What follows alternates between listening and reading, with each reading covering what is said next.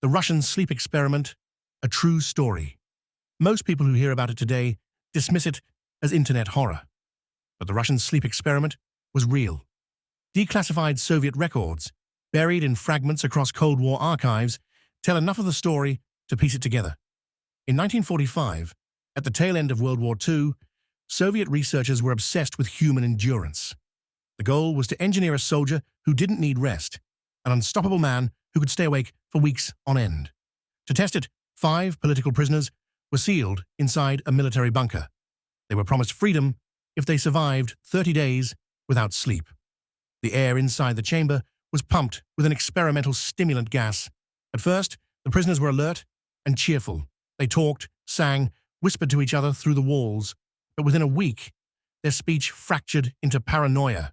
They stopped speaking to each other entirely, choosing instead to mutter into the microphones, as if confessing their darkest thoughts to the scientists listening outside.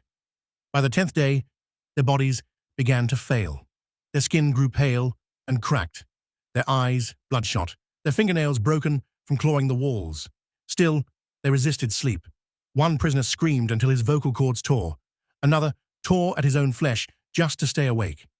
When guards finally opened the chamber, the men begged not for rest, but for more of the gas. Their minds had split so violently that they no longer desired freedom, only the torment that kept them from unconsciousness. The experiment ended in chaos, with survivors restrained, babbling through shredded throats, "We must stay awake. Sleep is death." The Soviet Union buried the project, and most researchers involved vanished into obscurity or staged accidents.